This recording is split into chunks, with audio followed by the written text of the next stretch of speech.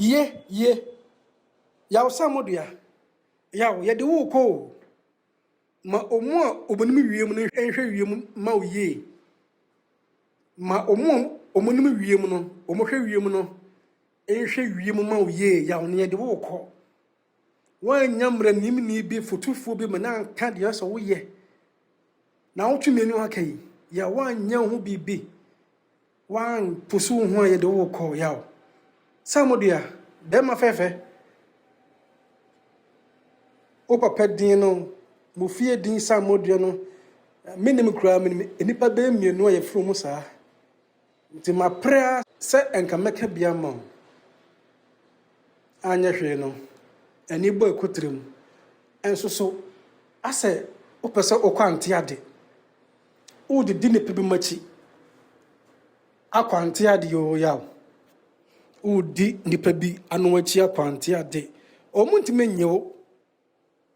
Hwensem bi omuka se twere bra. Chief Justice ne ba bonten no. Wo de ono so beka he. O se wo yi case ni free Asante region enye ye. If you say emremu no eni ho saa. Efeso so kwedo na wo bo senka enam wa ho bambo ntinka yenye case ni free kumasi no na sa Asante region no. Ene so enye objective evidence bi na wo de baaye. Eye bosremuka rodo rada sem na wo ka wanfa evidence bi a kire se okoduru kumasi a ibe na obi mpo de bibia kan anaso obi abo wanfa bi anka ho yawo antiade na wo ko asoden na ya waye so den na waye yo akodi nipa bia na ochi so mbabo o manti mamwa o na udru suma jankufa afo no se omoje omakunya sa nipa na kwa no na kunya ho nsem nka nwie no wabeka bia ma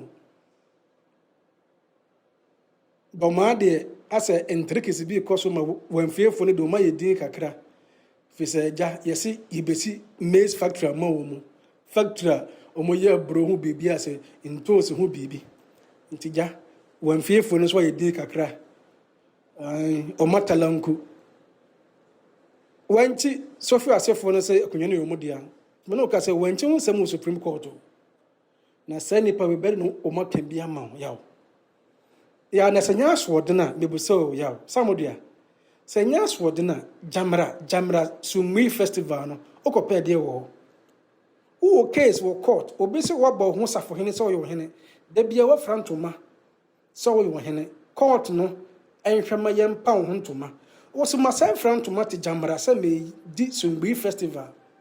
Now, of course, in me, no crano, one of Cassano yaw. Brafum Cacray, Minia. Enka Brafum Cacra, no binkas a brandy muniano. Ebi or ya branty, ebi a irene cassa, ebe. One of Cassa, need the way was a castle was in meaning Jamara, so being was a beme be any gunner. As a mrebi any yaw. Antia de Naoko. Wa fefe efunu eni ase ehu saman ye catch say jai en fefe o won say saman ni pie ba o ma saman ni efuru eni ase ba yaw ye de wo ko ye bibi medium pesa case no o mu twa so o mu jam na wa nya bibi a o kwante ade yaw be ma bi so be ma fefe ni monyanfo bi so apie Berekum o say fe de tabiri or no so de no betwa so emra betabre no emra ebetabre no okodi de Berekum Kontihene machi se de omu ye na nya amamre ene so nya amane ufra abusuo man kese abusuo panyin na esi wo hene abusuo no se e ka se obi ansi hene de se ne obi abi de wapeo se ka se abusuo ene si hene de a ene nka ohema bi ni de abusa panyin be ni de wo fafo be yomu de asa na nnuanu no so yomu de eni aka mamre mu saa ento obia be yi but the power the authority no rested with the queen mother and as the queen ohema no na our final say obia de na boa de ko nipa nan ompo de bi so ohema no say o jinipa miensa opem so fa na de ka ho na won ti tabiri de ka ho a Say, why na open finally? Also, Oponia Kofi Asante. Asɛm no mo aho bibika. Kofi Asante na yɛ no ogyina badwam no. Nana memo di real. Se wo ye Berekum Kontihene, mentime mo di real. Nana Kyere Diabour Asante. Ye ka so omu wo oho bibika. Omu nyina gyina ho de obi anka real. Berekum Kontihene gyina ho, abusa panyin gyina ho. Trafo hene gyina ho, benkum hene nifa hene obi gyina ho. Obi anka bibia. Berekum Kontihene po de wo se oyewa konta entene. Choka watimi wakam nyina etu betwa fese wakonta na ebedi akunya. Efe okoduru Berekum asɛm no ani adane. Efe mpo na obekyere Berekum ene asantefo ntokwa ne entam kese. Enso so nana senase hene opanyin ni nyina ko bewi ohema na se hwan no ohema ni yi no. Abusua ohema ni mu no ena abusua panyin Osei na abusua man hene kunya ohema wo no. Ohema no nyina esa bebo no. Menu atabiri wa hwe a odo ho betwa so. Wa bra a wo se nyanto boase busa amame na amane. Sa history wo kase oda na boache na de educational fund ba Ghana first as a traditional ruler ni nyina no. Entwetwa anyo oda na mpo na eche sikampo. Na ona na mo che gold crowd ho Ghana crowd na entwetwa anyo. Ye nyiw sa hene. Mo Nana Kyere Diabour therefore ho asem ka. Ana asem ka ebi wakum nipa pen. Ebi wadi awu. Ebi wato oba be mo na pen nwura ma na asefie. Asem bi entimo obi ne hene a mo ho dansedie. Ena na ye busa o manhia. Obi anka hwe. Na fedie biem. Emfa ho ntwaso tabiri. Na embre no ho. Embre no na obi aka bia ma. Onimu wo so ahwenda. Onimu wo a no ahwenda. Onimu wo a hwe ya samodua. Ene Sampa nsensem no. Bebi ekọ. Nagase assemble boni mu na ne yema. Assembly boni mu na ne yema. Ze sumahene ne do mahene no anye se wodo e wo bunu mamu ho a. Na e fa ne so obi o frantuma bi anim. Amamre ne amane o. Onum zo obi o tie kunwa so a e fe no hene ana Kontihene ana ne fahene bi anim amamre ne amane. Ense se nkyere sa.